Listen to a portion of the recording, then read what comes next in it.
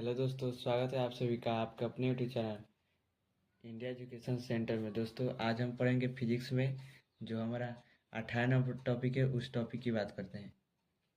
देखिए, 18 number topic है गोलीय दर्पण से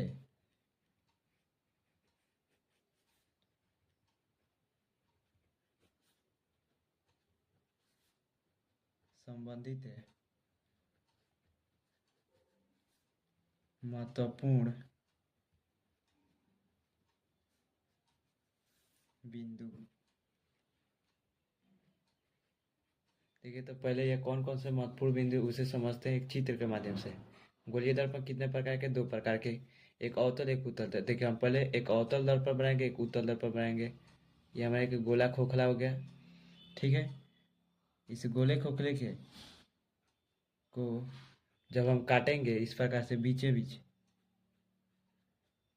तो दो दर्पण बनेगा। ठीक है, इस गोलिया खोखला गोला का जो ये बीच वाला केंद्र, इसे हम सेंटर कहा जाता है, जिसे ओ से सूचित करते हैं। ठीक है, देखिए, जब इसे बीचे बीच ही काटते हैं तो दो दर्पण बनता है। एक आपका अवतल दर्पण बनता है, एक आपका उत्तल दर्पण बनता है ना जी। तो ये हमारा अवतल दर्पण हो गया, ये हमारा उत्तल दर्पण हो गया।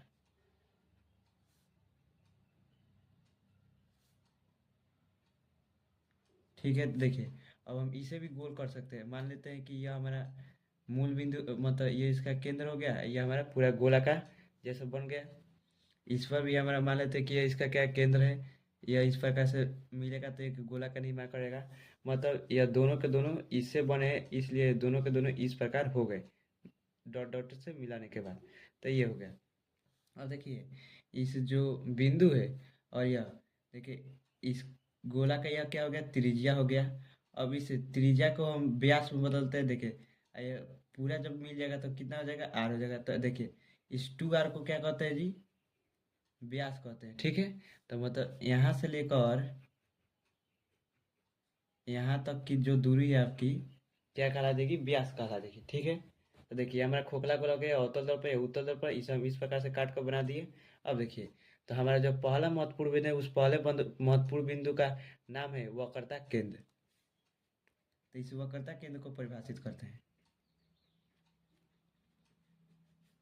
इस वक्रता केंद्र को अंग्रेजी में सेंटर ऑफ कर्वेचर कहते हैं। देखिए, केंद्र मतलब होता है सेंटर। या किसका केंद्र है जी, हम आपको बताते हैं, सेंटर ऑफ कर्वेचर।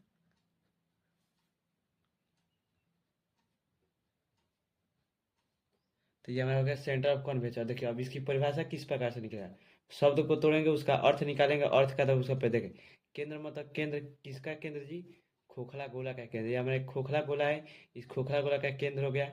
ठीक है, अब वक्रता मतलब वक्रता मतलब कि खोखले गोला के केंद्र को क्या कहेंगे जी, वक्रता केंद्र कहेंगे। ठीक है, तो देखिए, ये हमारा हो गया खोखला खोखला गोला हो गया। इस खोखला गोला का यह केंद्र है, इसी केंद्र को क्या कहते हैं जी, वक्रता केंद्र कहते हैं। इसकी परिभाषा लिखे गए इस प्रकार से कि गोलीय दर्पण, यह दोनों के दोनों गोलीय दर्पण है, क्योंकि हम यह पढ़े गोलीय दर्पण में। गोलीय दर्पण से महत्वपूर्ण बिंदु पर तो लिखेंगे गोलीय दर्पण जिस खोखले गोले का भाग होता है, इस खोखला गोला का भाग है, इसी खोखले गोले के भाग के केंद्र को क्या कहेंगे जी, हम वक्रता केंद्र कहेंगे। लिखेंगे परिभाषा। देखिए, रटना नहीं है, जितने भी परिभाषा है उन्हें समझते जाना है। गोलीय दर्पण जिस खोखले गोले का भाग होता है,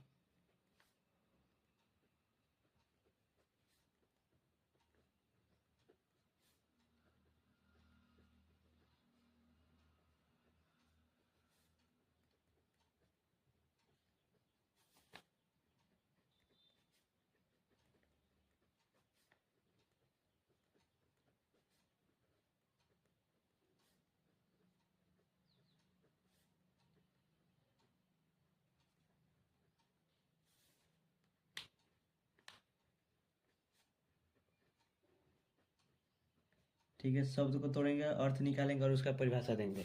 तो वक्रता केंद्र हमारा जो पहला महत्वपूर्ण बिंदु था उसे हम अब देखिए, अब दूसरा बिंदु आता है आपका, इसे दर्पण का ध्रुव। देखिए, तो देखिए, दूसरा बिंदु हमारा क्या है जी, ध्रुव। ध्रुव को अंग्रेजी में क्या कहते हैं, पोल कहते हैं। इसे पी से सूचित करते हैं।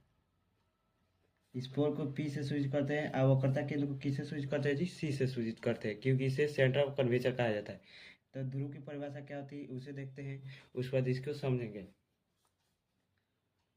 दर्पण के मध्य बिंदु को,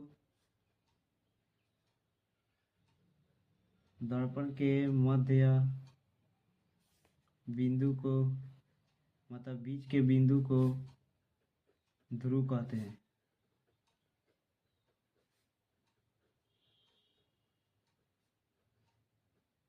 देखिए यह हमारा अवतल दर्पण या उत्तल दर्पण है, इसके मध्य बिंदु को तो देखिए यहाँ से लेकर यहाँ तक एम से लेकर एन तक अवतल दर्पण, यहाँ से लेकर एम से लेकर एन तक हमारा उत्तल दर्पण, इसके मध्य बिंदु को, तो मध्य बिंदु पूरे दर्पण के यहीं पर है, बीच में आ रहा है, तो इसी को क्या कहेंगे जी? ध्रुव कहेंगे।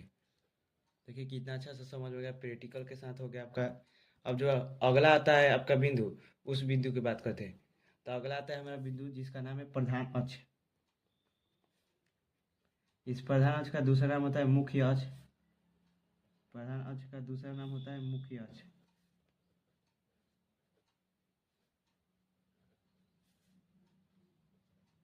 इसे अंग्रेजी में प्रिंसिपल एक्सिस कहा जाता है।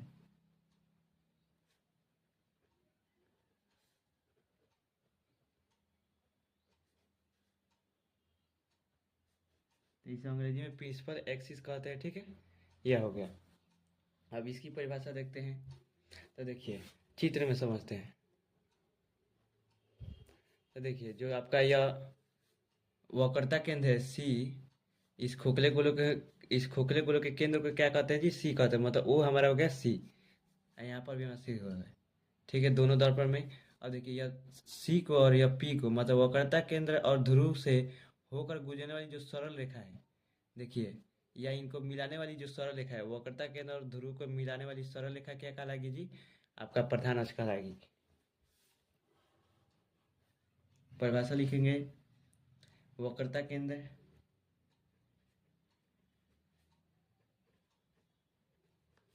एवं ध्रुव को, एक एक लाइन का मात्र परिभाषा है, रटना नहीं, मिलाने वाली सरल रेखा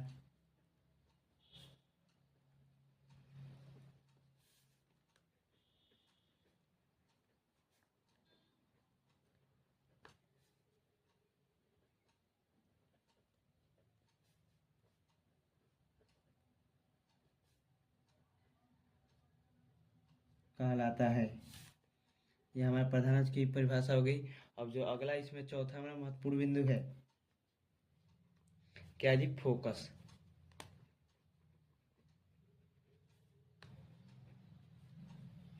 केंद्र, फोकस केंद्र कहा जाता है इसे, या केवल इसे फोकस कह सकते हैं, ठीक है। फोकस केंद्र या केवल फोकस कह सकते हैं। इसे हम फोकस को फोकस ही अंग्रेजी में कहते हैं। इसे एफ से सूचित करते हैं। किस एफ से जी? तो हम इसे बड़ा एफ से सूचित करते हैं। अब इस फोकस की परिभाषा देखते हैं। तो देखिए मान के चलिए ये हमारा एक गोलीय दर्पण है जिसका नाम है अवतल दर्पण। उसी प्रकार से यह भी हमारा एक गोलीय दर्पण है जिसका नाम है क्या जी? उत्तल दर्पण।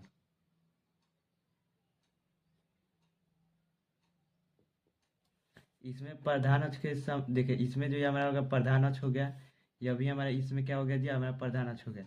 यहाँ पर हमारा एफ हो गया, यहाँ पर हमारा सी हो गया, ठीक है। यहाँ पर भी हमारा एफ हो गया, यहाँ पर भी हमारा सी हो गया।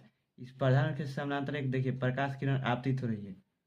ये प्रकाश किरण आपतित होने के बाद कहाँ से गुजर रही है जी? यहाँ से होकर गुजरी। तो देखिए प्रधान अक्ष के जिस बिंदु से होकर आपतित किरण गुजरी उसे क्या कहते हैं?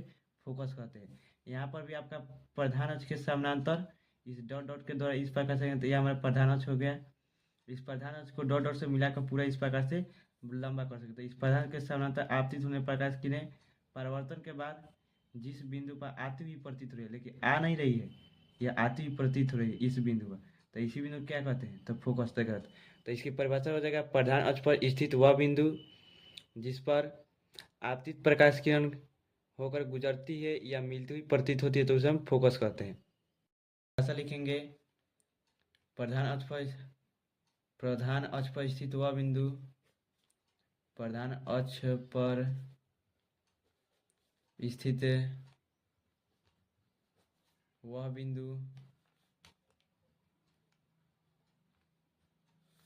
जिससे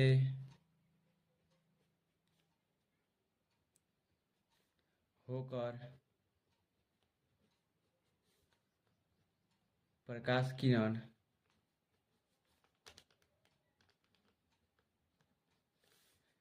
परावर्तित होती है,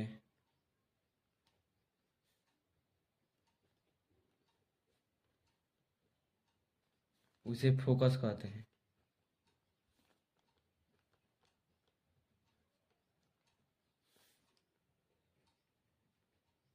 ठीक है, तो ये हम अवतल दर्पण में परिभाषा देखिए, फोकस की अवतल दर्पण में परिभाषा दिखे कि जो ये हमारा अवतल दर्पण, इस अवतल दर्पण में प्रधान अक्ष के सामने आती है। हमारा प्रधान अक्ष हो गया, यहाँ पर हमारा एफ हो गया। देखिए प्रधान अक्ष हो गया, हमारे पास सी हो गया, यहाँ पर पी हो गया। ठीक है, और यही बिंदु है। देखिए प्रधान अक्ष के सामने आती हुई किरणें प्रधान अक्ष के जिस बिंदु से होकर गुजरती है, देखिए प्रधान अक्ष के इस बिंदु से होकर गुजर रही है, तो इसे हम क्या कहते हैं, फोकस कहते हैं। इसे बड़ाई से सूचित करते हैं। ठीक है, तो ये होगा, ये हम अवतल दर्पण में देखें। ठीक है, अब हम देखते हैं उत्तल दर्पण में फोकस की परिभाषा। दूसरा हमारा उत्तल दर्पण, उत्तल दर्पण में किस प्रकार से होगा, तो देखिए यहाँ से आपतित किरण आई, आपने के बाद परावर्तित हो गई। यह हमारा हो गया प्रधान अक्ष, यह हो गया हमारा वक्रता केंद्र, यह हमारा हो गया ध्रुव।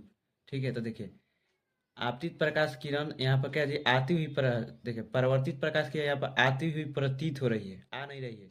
इसे हम प्रतीत करें कि यह आ रही है। यह हमें परावर्तित किरण होगी, यह हमें आपतित किरण। तो यह होगा यहाँ पर आती हुई प्रतीत हो रही है, इसलिए से यहाँ पर फोकस हो जाता है। तो दूसरा परिभाषा हम इसका उत्तल दर्पण के लिए लिखेंगे कि प्रधान अक्ष के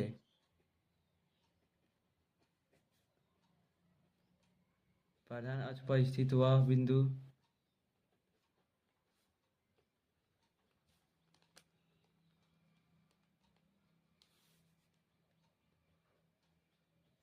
जिससे होकर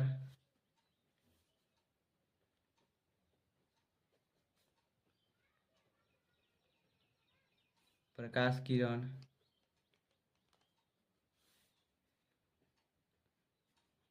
परावर्तित होती हुई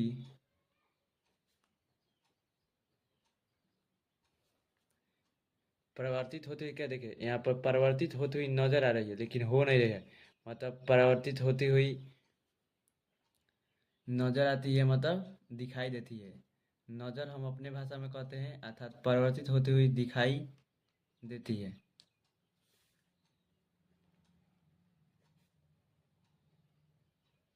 उसे क्या कहते हैं जी, प्रधान अक्ष कहते हैं, या फोकस, मतलब उसे फोकस कहते हैं। तो यहाँ फोकस की परिभाषा हो गया उत्तल दर्पण में। ठीक है, वह अवतल दर्पण में हो गया, यह उत्तल दर्पण में हो गया।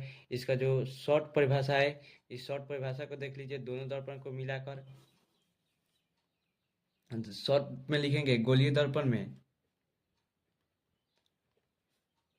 गोलीय दर्पण के प्रधान अक्ष के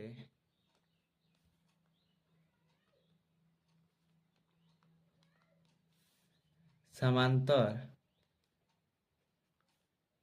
आपतित प्रकाश परावर्तन के बाद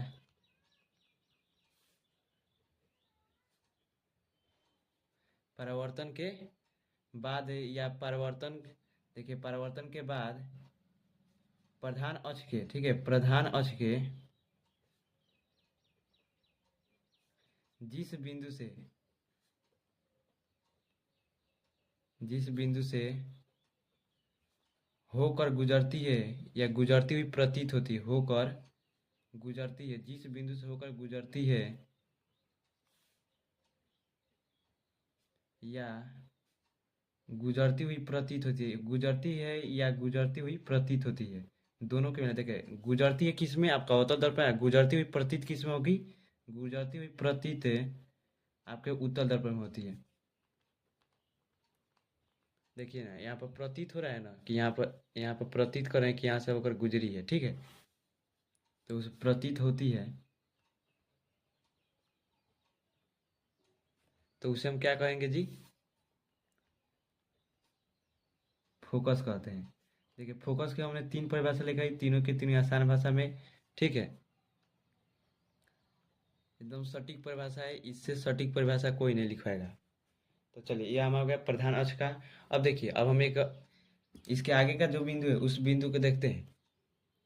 जो हमारा पांचवा बिंदु है फोकस दूरी, इसका एक लाइन का परिभाषा है। फोकस दूरी को छोटे एफ से सूचित करते हैं। इसे अंग्रेजी में डिस्टेंस ऑफ फोकस कहा जाता है, ठीक है।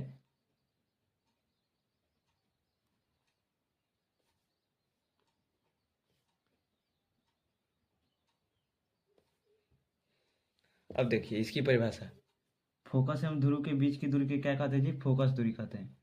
फोकस एवं ध्रुव के बीच की दूरी को, यहाँ पर फोकस केंद्र भी लिख सकते हैं या केवल फोकस, एवं ध्रुव के बीच की दूरी को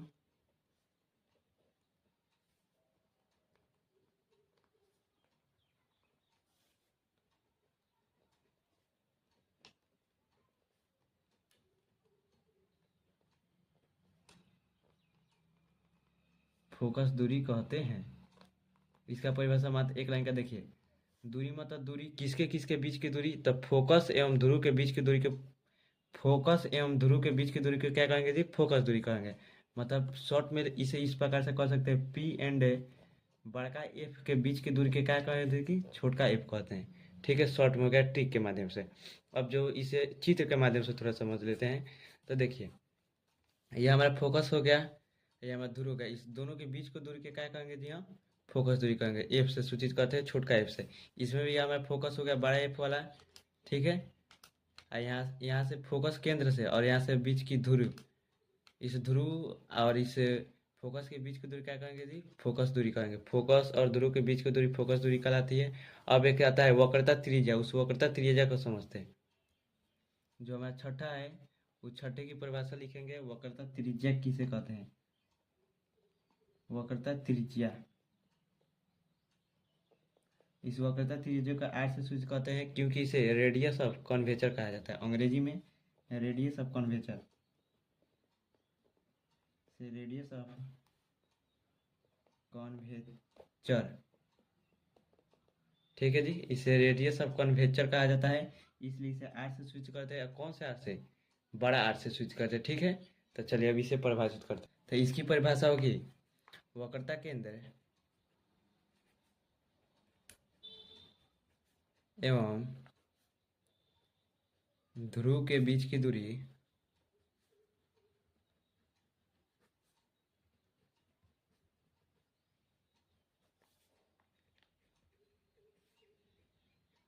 वो वक्रता त्रिज्या कहते हैं। यह हमारा हो गया वक्रता त्रिज्या। इस वक्रता त्रिज्या को किससे स्विच करते हैं जी, बड़े आर से स्विच करते हैं, ठीक है। यह कहते हैं कि समझते वक्रता त्रिज्या क्या है, यह हमारा एक अवतल दर्पण है। इस अवतल दर्पण का नाम दे देते हैं कि एम एन हमारा एक अवतल दर्पण है। इसमें हमारा एक प्रधान अक्ष है, यह हमारा अवतल दर्पण का मध्य बिंदु ध्रुव हो गया। यह हमारा फोकस केंद्र हो गया, यह हमारा वक्रता केंद्र हो गया, ठीक है। वक्रता केंद्र और ध्रुव के बीच की दूरी को क्या कहेंगे, वक्रता केंद्र और ध्रुव के बीच की दूरी को क्या कहते हैं जी, वक्रता त्रिज्या कहते हैं। यह हो गया। अब 7 नंबर है, दर्पण का द्वारक किसे कहते हैं, अर्थात द्वारक किसे कहते हैं।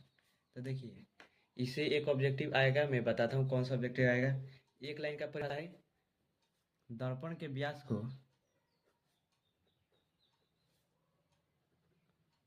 व्यास मतलब दर्पण की लंबाई, ठीक है। दर्पण के व्यास को द्वारक कहते हैं। देखिए परीक्षा में पूछता है दर्पण के व्यास को क्या कहते हैं, द्वारक कहते हैं, बहुत बार पूछा है आपके एग्जाम में। अब देखिए हम बताते हैं कि किस प्रकार से इस व्यास को लंबाई कह दिए। तो देखिए ये हमारा एक अवतल दर्पण है, ठीक है। अवतल दर्पण को देखिए इस प्रकार से अगर मिला है या इस प्रकार से मिलेगी तो एक गोला का निर्माण होगा, या किसी खोखला गोला का ही ना भाग होगा जी ये दर्पण हमारा, ठीक है। तो इस खोखला गोला का केंद्र को क्या कह दीजिए, यह केंद्र हो गया, या इसका व्यास हो गया डी हो गया, ठीक है, डी हो गया। तो देखिए इसको यहाँ से काट कर हमने क्या बना दिया जी, दर्पण बना दिया यहाँ पर, ठीक है, बना दिया। दर्पण का लंबाई एम से लेकर एन तक है, और जब इसे हम मिलाते हैं तो क्या बनता है जी, हमारा व्यास बनता है। तो देखिए व्यास को कह सकते हैं कि व्यास को पूरा हम कह सकते हैं कि द्वारा कह सकते हैं, या दर्पण का लंबाई है उसे हम द्वारा कह सकते हैं। मतलब कि दर्पण का लंबाई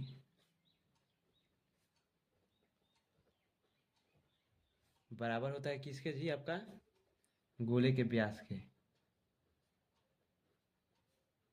यही आपसे केवल पूछता है, परिभाषा में यह नहीं देकर आपसे कहता है कि दर्पण के व्यास को क्या कहते हैं, तो उसे हम द्वारा कहते हैं, या दर्पण के लंबाई को क्या कहते हैं, द्वारा कहते हैं। तो देखिए, यह परिभाषा कहाँ से हम आपको बता दिए, और यह परिभाषा कहाँ से आया हम उसको बता दिए, ठीक है। तो ये हो गया। तो दोस्तों, आशा करता हूँ कि मैंने जो आपको महत्वपूर्ण बिंदु बताए इस गोलीय दर्पण के, वो आपको अच्छे से समझ में आएगा। आपने इमेजिंग किया हो कि ये सभी मेरे सामने हो रहा है, ठीक है। देखिए, इमेजिंग किए हुए चित्र ये आपके दिमाग में रहता है, इसलिए हम आपको सभी चीज़ों का इमेजिंग कराते हैं, कल्पना कराते हैं, ठीक है। चलिए, आज के लिए बस इतना ही रहने देते हैं, तब तक के लिए जय हिंद, जय भारत।